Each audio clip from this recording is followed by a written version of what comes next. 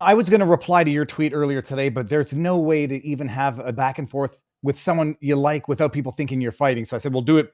We'll do it live. Elon Musk. I thought so. I legit thought it was a joke. I'd been caught up with some other things in travel, and I was like, "Oh, social credit score on Twitter." And like, I didn't really know what was going on. Then I went into Elon's own grok on Twitter, and I say, ask for an explanation. And they say, yeah, we're gonna be promoting, positivity.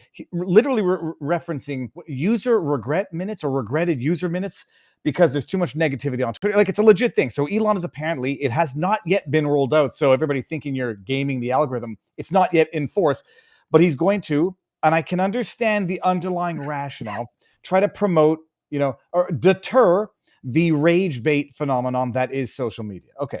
People are going nuts in a way that I think is totally unjustified. And I agree with you, Robert. Like, first of all, I will give Elon Musk the benefit of the doubt in everything that he does. It doesn't mean I'm not going to make fun of him when I think he's doing something stupid. When he refused to bring back Alex Jones and he's touting free speech and comparing it or even like prioritizing it over Rumble, I was like, you can't exactly say that because you still haven't brought back Alex Jones. And it was on improper reasons. He thought that Alex Jones was, it had to do with children. He said he's profiting off the death of children. He'll never allow anybody to do that, but yet Piers Morgan is still on Twitter. And I said, you're wrong for that, period. But he still does good. He was integral in the election, integral in facilitating free speech. And so he's making a mistake now, and I think it's a bona fide mistake, but he doesn't become evil just because of it. And you put out a tweet, it's like, I'll give him the benefit of the doubt, and we'll see where it goes, but he's not evil for wanting to tinker with an algorithm because there's an algorithm there now so that rage bait is not what makes money on Twitter. I think it's stupid, destined to fail. YouTube was better when what people wanted to watch would pop up based on popularity.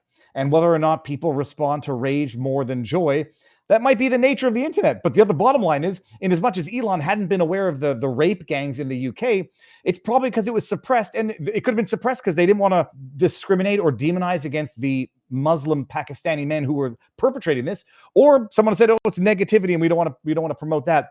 I think it's stupid. Still like Elon Musk. I'm not sure I like Neuralink for human control, but I do like it for giving movement back to paralyzed people. What is your take on it, Robert? Yeah, I was someone who started off as a skeptic of Elon Musk. You can go back and watch the Hush Hush episodes. I did a sequence of them. I didn't think he'd follow through on his purchase of Twitter. I didn't like some of the sort of transhumanist ramifications of some of his ideas over time and didn't trust people out of the big tech space. But he's proven himself, his bona fides over the last year. He was willing to risk imprisonment, risk forfeiture of his businesses, risk billions in almost all of his wealth, a risk imprisonment, all to speak out on behalf of President Trump and speak out against what is happening here and around the world on issues like immigration and other aspects. He also restored Twitter to a much more free speech oriented zone than it had been in the better part of a decade, and ultimately restored accounts like Alex Jones's accounts, like President Trump's accounts, like a range of other accounts. And Twitter has increasingly become a primary means of breaking through the mainstream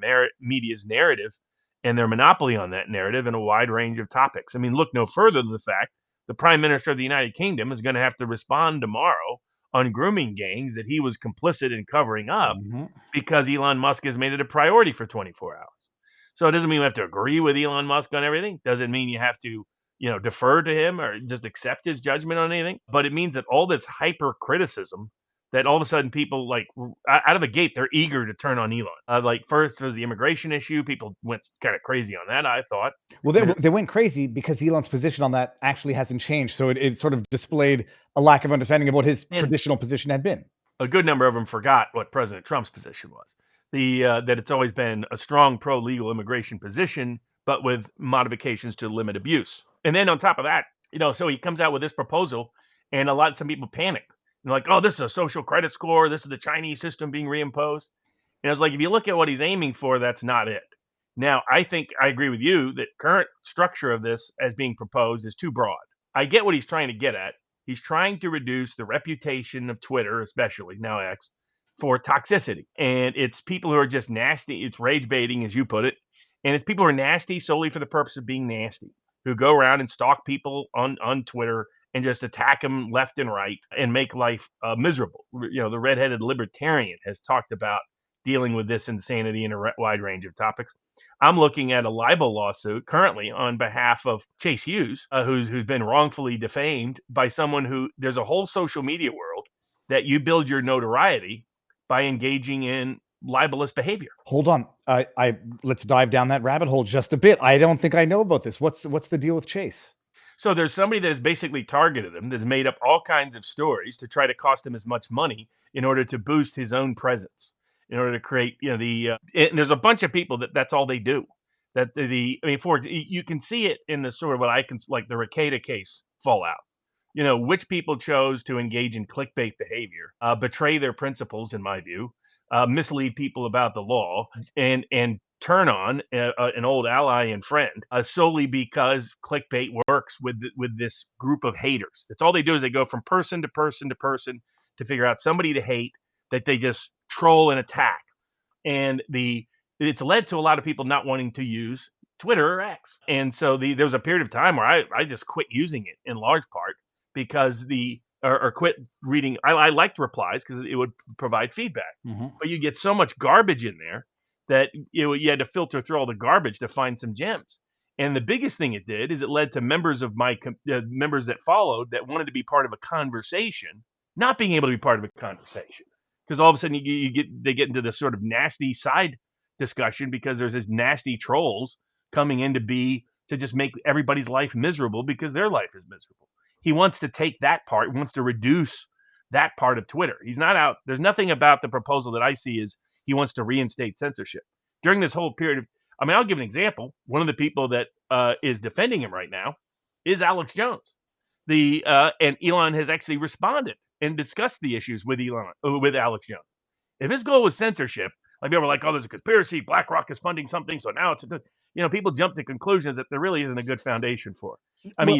Is Elon Musk, after risking his actual life over the last year, suddenly just decided to betray every principle he had, was really a secret traitor all along? Some people might say that he's trying to prioritize the ad dollar over the subscription dollar, and he thinks so for whatever he loses in the blue checkmark paid subscriptions, he'll make back but from advertisers who are now not scared to advertise on a less toxic platform. But if money was his motivation, he never would have done what he did over the last year. True. Because he lost billions of dollars by doing it, and he was risking all of his entire wealth and fortune and corporations and legacy. And future.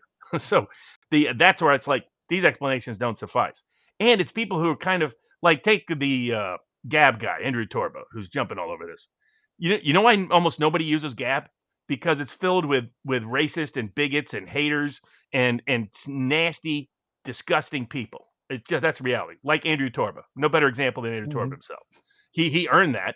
I even helped people out connected to Gab early on, and got rewarded with monthly emails talking about the Jews in one way, shape, or form. It's like, no, thank you. I don't want the Fuentes Groyper crowd bombarding my conversations. And that's what Musk is trying to solve. And it's a problem that some people on the right have refused to acknowledge.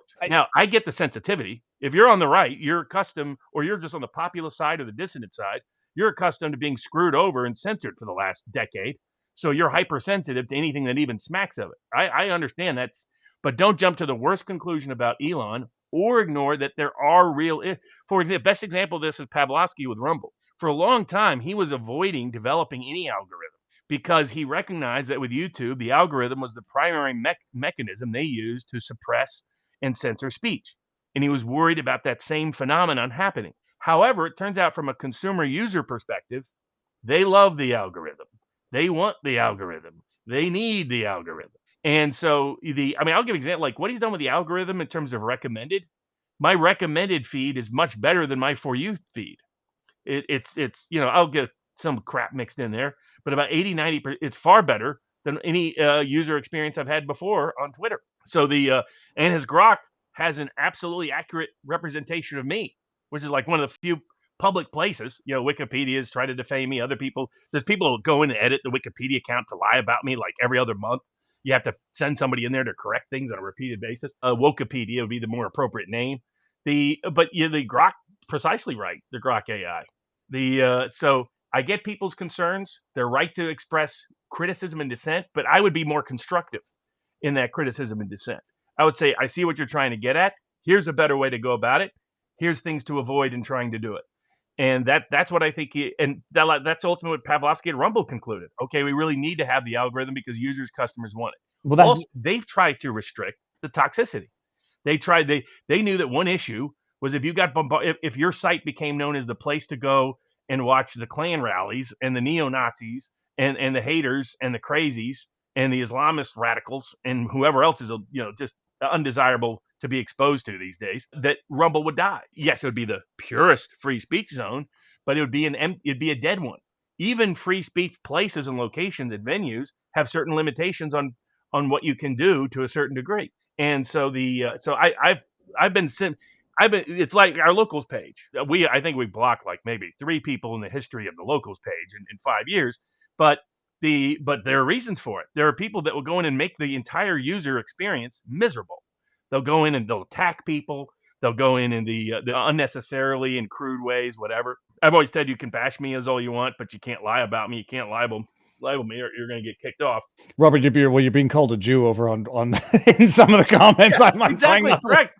I mean, doesn't that expose the point? Those are the people we don't want to be exposed to. Yeah, all the but- Islamist terrorists. We don't want to be exposed to all the Jew haters. We don't want to, we don't have to deal with that. Most people don't want to deal with that. So if you're going to have a place that has, it's like inviting anybody to a get together. If there's somebody that's disturbing everything and unsettling everything and making everyone else's life miserable, I'm sorry, you're not entitled to that. You're entitled to that from government restriction. You're not entitled to that from to go into Twitter and do the same, go into X and do the same. So I think he has a sincere concern that's an understated issue. Like the number one thing I find when I ask people, hey, are you on X or other social media?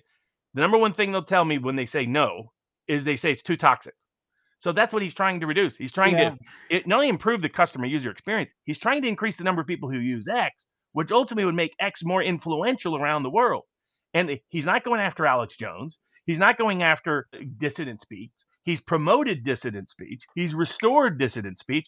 Now, here's the irony. If there's anybody who doesn't fit the positivity label on his Twitter feed, it's Elon. I'm looking up in our locals. Almost every post is negative. I was thinking about tweaking him now, and then I'm like, I'm afraid that this post needs to be deboosted because it has a little bit more too negative tone, Elon.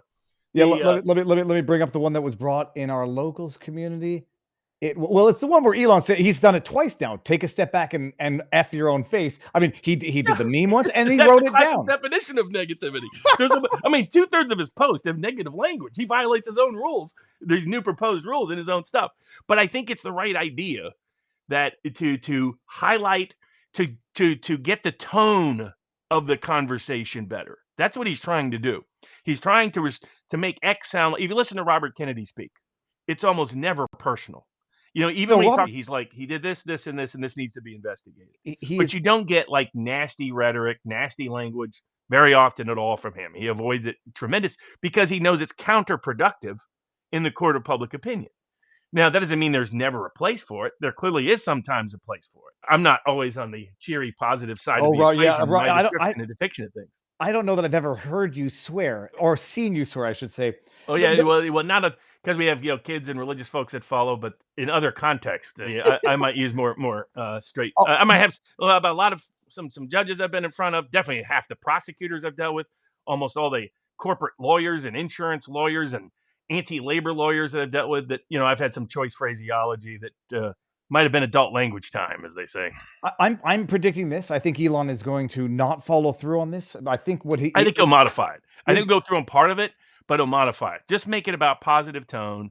Don't make negative statements about here's what shouldn't be there. Content provisions about people in authority. That's what if you want to limit negative tone, limit negative, deboost negative tone. Make it about tone. Make it about personal attacks. Don't have a provision like it currently is proposed to do that says if it's somebody in power, then that's somehow uniquely bad and negative. If it's an institution of influence, that's somehow uniquely bad and negative. Or otherwise, the first person that would get deboosted is Elon himself. I hope he doesn't go through with it at all. If what is popular is the joke, it all started with the H-1B stuff where people were making a lot of Indian jokes, and I think then he took that personally. He got personally offended by that. He says "What people are making jokes about how dirty India is, and they're extremely popular. We got to deboost this thing." If people and he's a little concerned. I think he's legitimately concerned that there's a part of the right that their motivation on issues like immigration and others comes across as bigoted. Yeah, it's not 80-90% of it. Most of the people have legitimate. Again, the biggest group that has moved toward Trump in this immigration-driven political era since 2016 are Mexican Americans and the sons and daughters and Cuban Americans and Venezuelan Americans and Puerto Rican Americans. They are the sons and daughters of immigrants. So the idea that this is somehow this is racist is nuts, is garbage. That doesn't mean there aren't the Fuentes of the world. That doesn't mean, I mean, it's like all you got to do is scratch a little bit at some of these people, and the bigotry just starts flowing out. Yeah, It's like but the anti-Israel people. It's like, yeah, even can't with that, somebody have a Thomas Massey position of questioning Israel on a principled ground, or a Rand Paul issue without? It's all these other people. It's like, I mean, like Candace Owens. Okay, I'll take you more seriously if on next day I turn around, I don't see another obsession with Jews coming in. I mean, it's just, I mean, she's pretending she's not. It's like, come on. I mean, Stalin was a Jew. I mean, come on. I mean, this is insane propaganda, insane bigoted theories that she's out there propagating. first of all, it doesn't bother me. I think all that ends up happening when you say, well, now we got to like suppress that, is it becomes the meme. The whole thing about like the Indian jokes and the dirty jokes of India, it was a meme of the week, and then people move on. The Jews, it's first of all, it becomes a meme, and the more you try to suppress it, the more you actually encourage it to some extent. Well, and I think like this is like, come up with some real objective metrics that people can actually follow, right? I mean, like Rumble, I thought did a very good job of doing that. They tracked legal language in other contexts for their set of revised rules that, I mean, in full disclosure, we helped draft. And the goal was to give Elon and others a roadmap. Here's the roadmap if you want to reduce the toxicity and limit things like harassment and stalking and making people's lives miserable because you decided to post something online. There's objective metrics you can use borrowed from existing legal traditions over the last century plus that avoids the problem of being like Britain, who Elon makes fun of routinely, for people being arrested for posting memes mocking immigrants, right? So I mean, I get what he's concerned with here, but that should not translate into that issue. You should have objective rules that says this kind of language, these kind of attacks. Again, we designed it for Rumble. There's ways in which you can phrase it. I'd say he could borrow it, but if he borrows too much of it, we'll have to send him an invoice. And just to address something in the chat, Loomer did not, from what I understand, I hate it when people misrepresent, like they act like not just assholes. You're allowed to act like an asshole. They do things that violate the terms of service. Like whether you agree with the terms of service or not, they're there. And when you do something that violates it, then you complain that you're getting punished. She didn't get punished for disagreeing with Elon. From what I understand, she posted private information, or at least docs by the term of it, the employee from X. Yeah. And so that's what she did. She disclosed, and no one's going to convince me she didn't know what she was doing. This is class. Laura Loomer loves controversy. She loves divisiveness in order to get attention. It's controversy to get attention and divisiveness to get attention. I've not been a fan of hers at any point, and still not. And so this was part of my reasoning for it. So I get and so it was misrepresented what was happening in that space. Yeah, like, and some of the groypers. I saw all of the accounts that got banned, and I'm not sure if it had anything to do with that. What Greg Bolden reported on didn't get picked up much, but they're the biggest harassers and stalkers on the entire internet. I mean, the groypers are the worst. They go into other people's chats and deliberately ruin those chats by attacking people left and right. And in fact, what happens is most people then leave the chat. You start to reduce the level of interaction, reduce the level of influence. So that's why I've never supported the idea that you have the right to ruin other people's parties. I would say to Elon, the solution for that, let people, block was a good function, although letting people see when they're blocked sort of denies the purpose of that. Have words that you don't want to see. You can go and curate your own experience, but don't tell me. Yeah, there's much better rules than the ones they're proposing. And there definitely should be nothing in there that says that because of who you're talking about in terms of institutional influence or prominence somehow increases your negativity rating. The idea of it. No one is ever going to sell me negativity rating and tell me it's not a social credit score. So